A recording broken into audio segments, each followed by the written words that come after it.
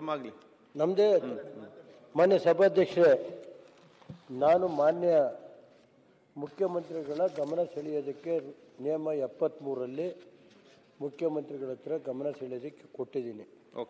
ಆದರೆ ಇವತ್ತು ನನಗೆ ಉತ್ತರನ ಹಿಂದುಳಿದ ವರ್ಗದ ಮಂತ್ರಿಗಳಾದಂಥ ವರ್ಗದ ಕಲ್ಯಾಣ ಮಂತ್ರಿಗಳು ಉತ್ತರ ಕೊಟ್ಟಿದ್ದಾರೆ. ಇದು ನಾನು ಅವ್ರನ್ನ ಬಯಸಿಲ್ಲ.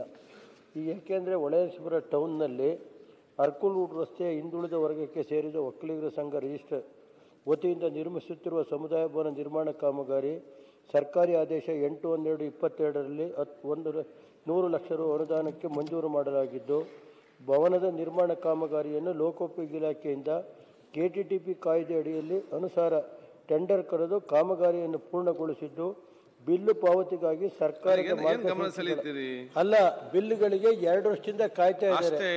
ಆಮೇಲೆ ಮುಖ್ಯಮಂತ್ರಿಗಳೇ ಹಣಕಾಸು ಇಲಾಖೆಗೆ ಪತ್ರ ಬರೆದು ದುಡ್ಡು ಬಿಡುಗಡೆ ಮಾಡಿ ಅಂತ ಹೇಳಿ ಎಷ್ಟನೇ ತಾರೀಕು ಮಾನ್ಯ ಸಭಾಧ್ಯಕ್ಷರೇ 5/12/23ರಲ್ಲಿ ಮುಖ್ಯಮಂತ್ರಿಗಳು ಸನ್ಮಾನ್ಯ ಮಾಜಿ ಪ್ರಧಾನಮಂತ್ರಿಗಳ ದೇವೇಗೌಡರು ಲೆಟ್ರಿ ಬರೆದು ಬಿಡುಗಡೆ ಮಾಡಿ ಅಂತ ಆರ್ಥಿಕ ಇಲಾಖೆ ಕಳಿಸಿವ್ರೆ. ಆರ್ಥಿಕ ಇಲಾಖೆಯಿಂದ ಆಗಬೇಕು. ಉತ್ತರನ ಈ ಥರ ಬಯಸಿದ್ರೆ ತಾವು ದಯಮಾಡಿ ನಮ್ಮ ಸದಸ್ಯರುಗಳು ಹಿತನೂ ಕಾಪಾಡಬೇಕಾಗುತ್ತೆ.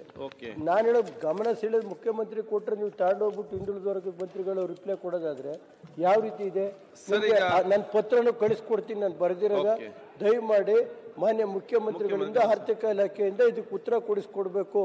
ಹೊಳೆನರಸೀಪುರ ಟೌನ್ ಒಕ್ಕಲಿಗರ ಸಮುದಾಯ ಭವನ ಹಾಗೂ ಹರದನಹಳ್ಳಿಯಲ್ಲಿ ಸಮುದಾಯ ಭವನ ಒಕ್ಕಲಿಗರು ಇವೆರಡಕ್ಕೂ ನಾವು ಬರೆದು ಮುಖ್ಯಮಂತ್ರಿಗಳೇ ಆರ್ಥಿಕ ಇಲಾಖೆ ಬರೆದು ಹಣ ಬಿಡುಗಡೆ ಮಾಡಿ ಅಂತಾರೆ. ಟೆಂಡರ್ ಆಗಿದೆ, ಎಲ್ಲ ಅದನ್ನ ನಿಮ್ಮ ಹತ್ರ ಕಳಿಸ್ಕೊಡ್ತೀನಿ. ದಯಮಾಡಿ ಇದನ್ನ ಈ ಪತ್ರನ ಉತ್ತರ ಬಯಸ್ತೀನಿ.